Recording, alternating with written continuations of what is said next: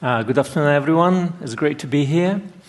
My name is Andrei Robachevsky. I work with the Internet Society, and Internet Society was supporting the community effort I'm going to talk about, which is called MANRS, which stands for Mutually Agreed Norms for Routing Security, from its inception.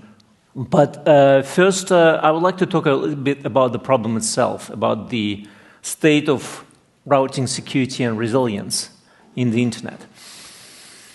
So I think we all know that routing security is an issue. I mean, vulnerabilities of the BGP are well known, and we read about those incidents all the time. But is routing security really at risk? I think it's a bit difficult to answer that question because in many cases we lack long-term data because we tend to talk about routing security in terms of specific incidents, which is great analysis, but if we are to answer the question how the system evolves, are we getting better off or not, that's kind of difficult to answer.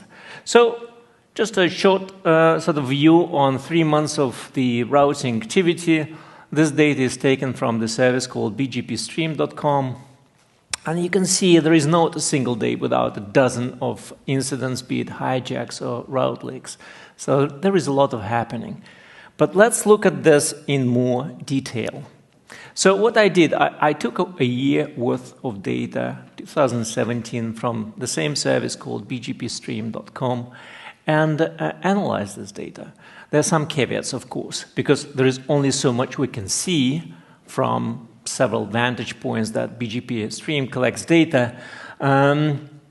It's also sometimes impossible to distinguish between an incident or malicious attack or a legitimate change. And country attribution is based on geolocation services, which sometimes get it very much wrong. So 1 year of the incidents, 2017, about 14,000 different incidents, be it outages, hijacks, and route leaks. About 10% of all autonomous systems in the world were affected. 3,000 autonomous systems were victim, and about 1,500 caused an incident to happen.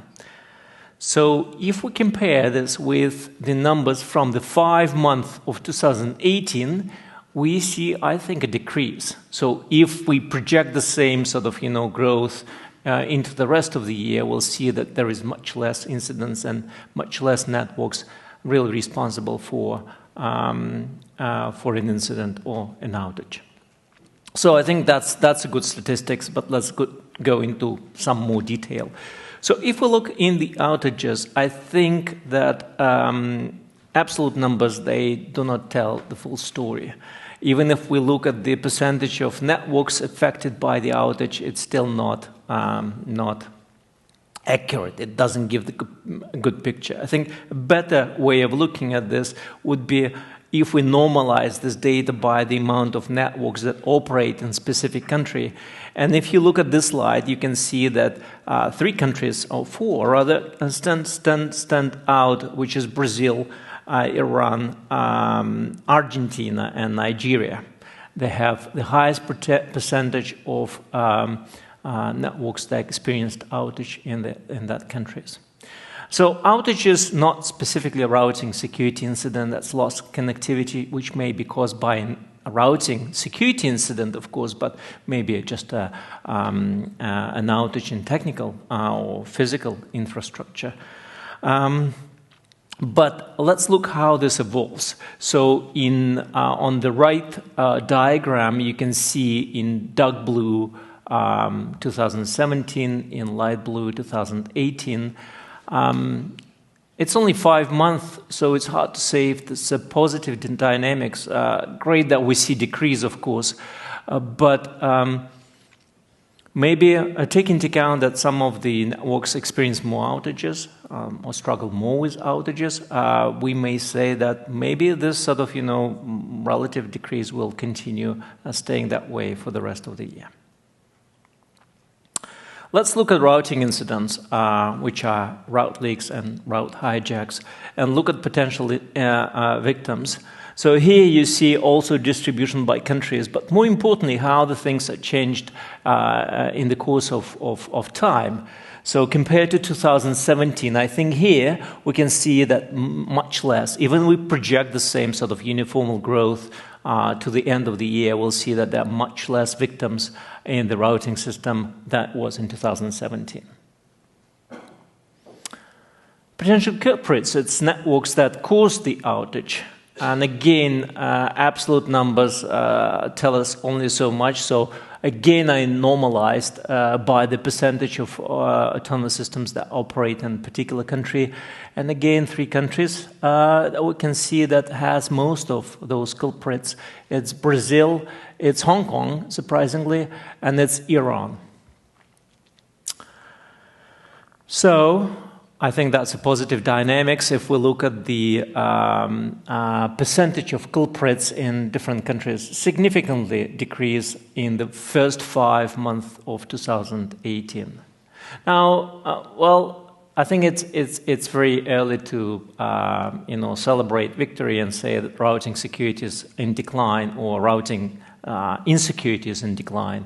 It's only 12 plus 5, 17 months of data. But I think it's important that we monitor the trends, that we monitor the evolution of those things, that we come up with some metrics and measure that, because then we will understand how the system evolves and how efforts like what I'm going to talk about, MANRS, help or not. So these were statistics, but we know that behind those incidents, there are real-life problems and real-life incidents that cause a lot of outage. Here's in this table, I just provide a few examples of how route leaks, route hijacks, and spoofing attacks caused a lot of damage in the system, in the operations of networks recently, and not so much recently as well. So what's happening? Are there tools to help? Yes, and to tell you the truth, I mean, many of them existed for decades, but there is not enough deployment, and there is lack of reliable data. I mean, we all know that BGP, as they call built on trust, doesn't have intrinsic validation method, so you have to resort to out-of-band data to check if what you receive from your neighbors is correct.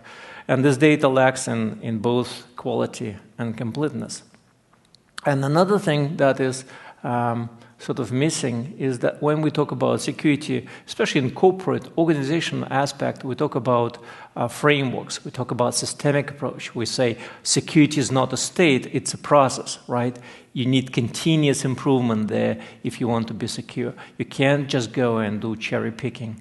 But with 61,000 independent networks on the internet, how can you build a systemic approach? How can you sort of have this continuous improvement? That's really a challenge.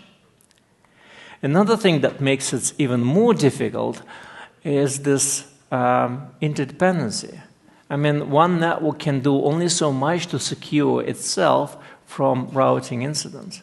To put it other way, you may say that security of your own networks is in the hands of other network operators. For instance, this very known incident with YouTube. YouTube could have done only so much to protect themselves. It was the networks like Pakistan Telecom or PCCW that could have prevented this attack from happening. It could have protected YouTube from this outage that happened in 2008. So, what are the possible solutions? How can we go about that? So one of the possible approaches is this mutually agreed norms for routing security, or MANRS, a community initiative that started by a group of network operators back in 2014. And why do we think that can help? Well, I think this initiative, it tackles two facets of the problem I just mentioned. First of all, it defines 4 concrete actions, not a best current practice. but a really minimum norm tailored for low cost and low risk that any network operator should implement.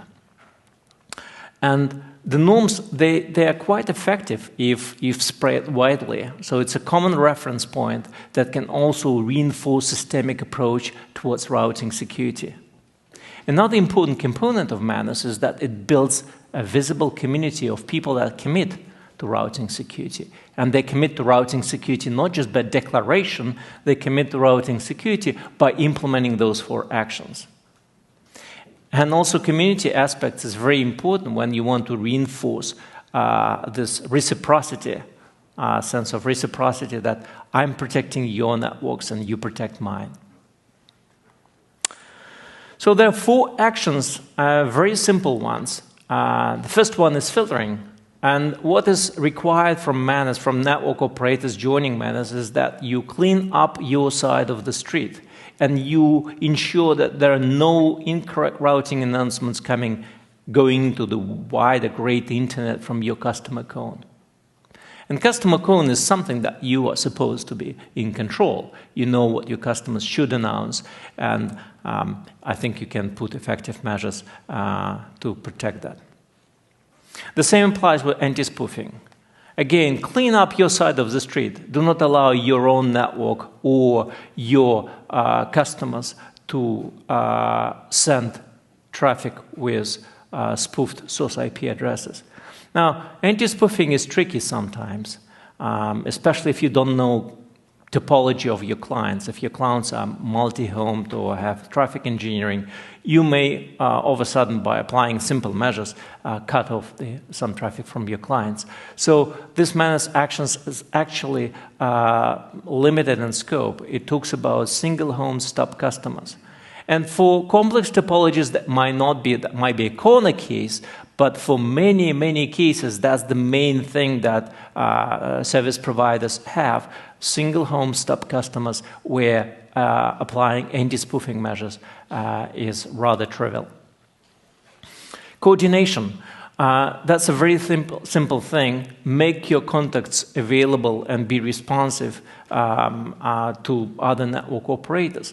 And simple thing, but it's amazing how this sort of, responsiveness and correct contact information helps in mitigating various routing incidents when they happen. And finally, global validation. Well, despite the title, it doesn't require global validation. It requires that you publish your routing information in known databases, be it routing registries or RPKI system, or maybe ANT's RPKI system, so other parties, relying parties, can validate.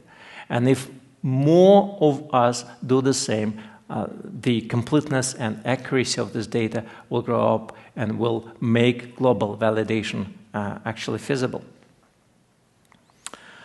So MANRS is not a solution, right? It's a stepping stone. It's one step at a time. But I think if the more of network operators implement MANRS actions, the more secure the routing system is. Because cleaning up your side of the street really contributes to the improvement of the overall routing system. So what are the benefits? Well, apart from really contributing to the security of the routing system and therefore reducing amount of incidents and problems that you can experience, apart from deploying some measures that improve your own operational and security posture, it does another thing. It actually signals your level of technical excellence, signals both to your customers and to regulators. And as a whole, I think the effort can signal that industry can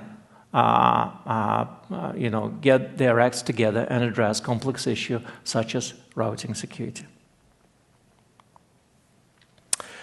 So, as I said, the more operators, the more widely this is deployed. So really the key point for success for MANRS is the level, the rate of adoption. So how can we increase the adoption of MANRS, and who can we engage to, what kind of forces can we engage what kind of important players can we engage to increase that adoption. Oops. So one of the things is IXP program that was launched in April this year. And for 2 years before, a small development team of also leading IXPs were working on this program, developing this stuff. And finally it was launched. So there is a lot of synergy between MANRS and IXPs, because IXP that form a local community with a common operation objective, right? This is this community of IXPs that is a very important sort of, nucleus for adopting things like MANRS. And MANRS can offer also a global reference point. So we're not solving different parts of the same problem. We also all focus on the same thing, and therefore we reinforce the systemic approach I was talking about in the beginning. And for MANRS, for IXPs, that's an opportunity to build safe neighborhood. It's an opportunity to start discussing the issue of routing security and how we as a community can address that. So it was launched, as I said, on April 23rd. I'm glad to see LINX as one of the participants of this program. That's great. Now we reached the number of 20 IXPs with big names and not so big names have joined the effort so far, and the effort continues to grow. Now, on this table, you see one thing. You see those actions.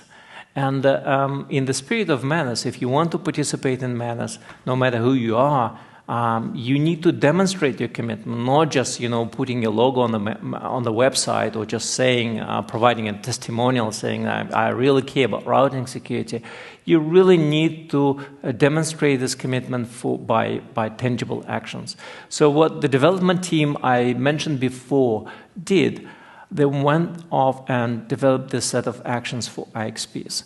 We started actually with a set of actions developed for ISPs, but realized quite soon that there are additional roles that IXPs can play, both in technical and social aspects, that can contribute to the routing security. So finally, we came up with 5 actions.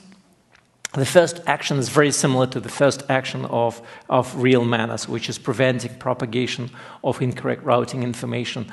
And the route servers that many IXPs run, they are a crucial element of implementing this action. So basically by this action, by filtering incorrect routing announcements on the route server, IXPs create a safe routing environment in the peering platform.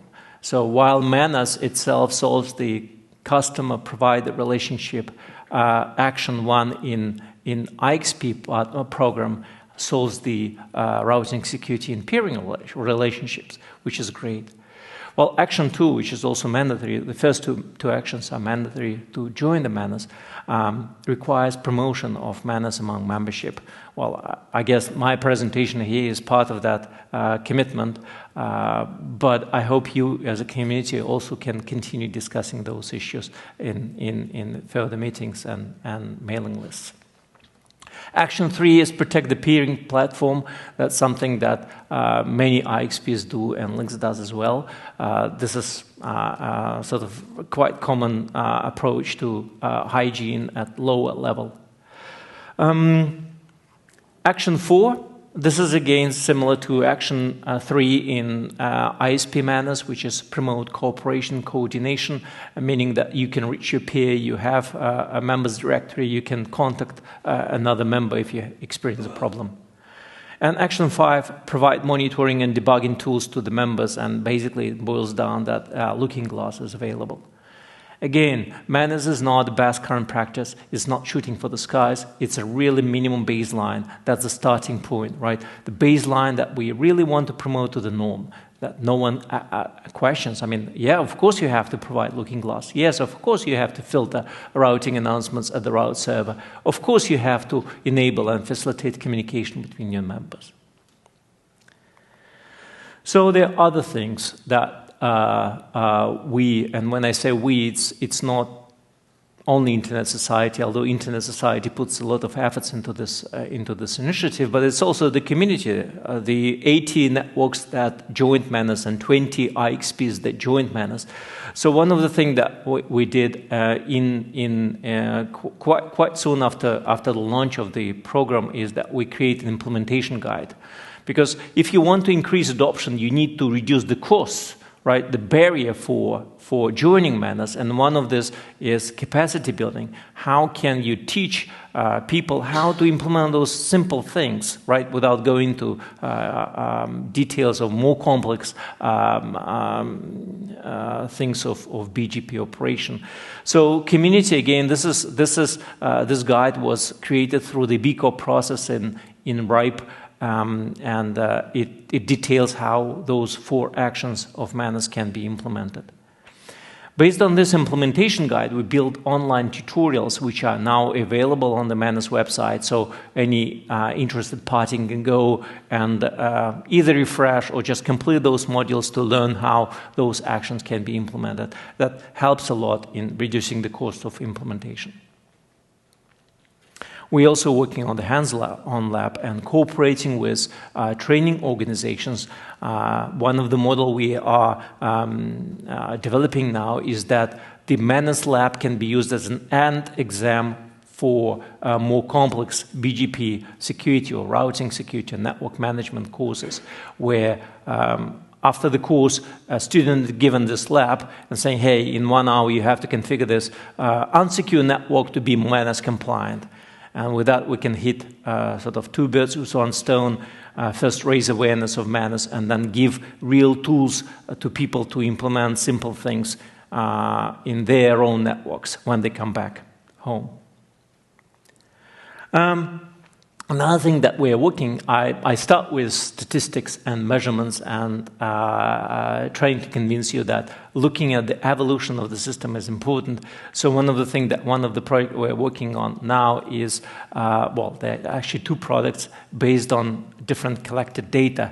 One is what we call MANRS dashboard, where we want to sort of bring to members' attention their level of MANRS readiness. Because when people join MANRS, we do checks. So we verify that actions are really implemented. We discuss with people how those MANRS actions are implemented. But we do not do checks once the network has joined. So is the security level of the network still up to scratch? I think that's important. That's also important for members themselves to understand where they are, but also for the effort in general to improve credibility. That this is really something that is being controlled and not just lip service. And another product is MANRS Observatory, that we would like to expose routing data globally. So you can compare, for instance, how routing security is evolving in a particular region. And you can dice and slice data by time, region, particular network, or specific action. For instance, on this graph, you can see how filtering, to what degree filtering is implemented in European region compared to Latin American region. This is a mock-up, of course. So let me recap. Why join MANRS? Well, of course, improve your own security and reduce number of impact of routing incidents. Join community of security-minded operators. It's 80 operators and 20 IXPs. And as the effort grows, as awareness grows, I think you can start using MANRS as a differentiator to communicate, to signal your higher security posture compared to your competitors. So please join us. It's rather simple. If you implemented the actions, you have to go to the website and fill out the form, and we'll go ask you questions. And if everything is fine, you will become a MANRS member. And get involved with the community. We have sometimes very interesting discussions, and it's a closed mailing list with a higher level of trust that also sometimes very useful. So thank you. And to finish up my presentation before, I would be happy to take your questions. There is a 2.5-minute video that we prepared for MANRS, and sometimes people say that one picture says more than 1,000 words. Maybe I should have started with video and just. So please join me with watching this video.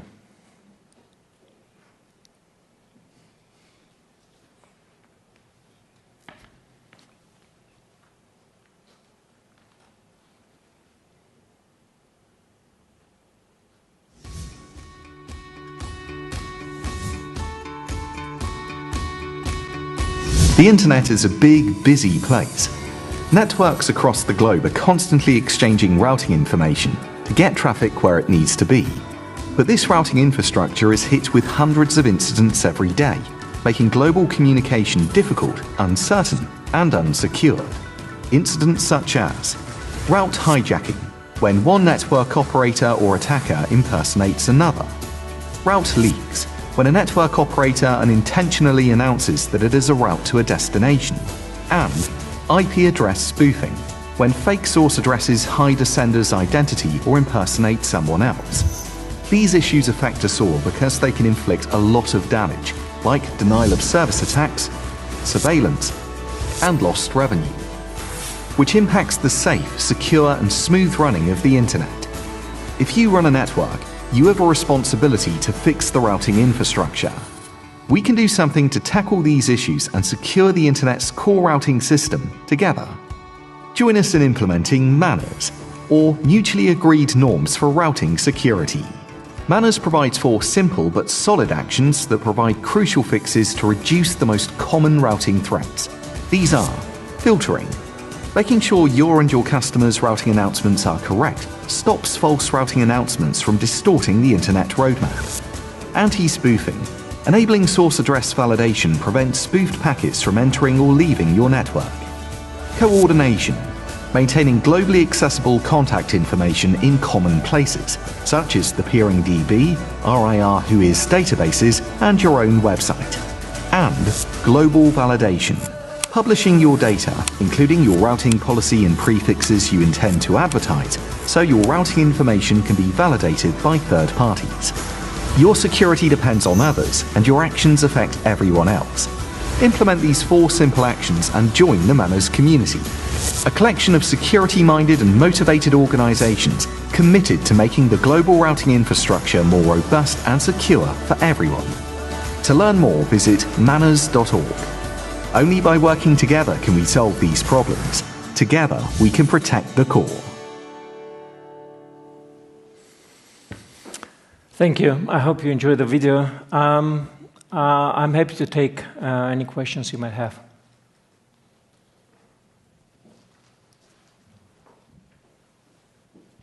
I think the video Said it all. I think the video puts it at a level that even I can follow. So I think that works well. Thank you very much, Andrei. Well, I'm here, so we can chat over the social and by email. If you have any questions, I would like to discuss this further. Thank you. Thank you, Andrei. Thank you.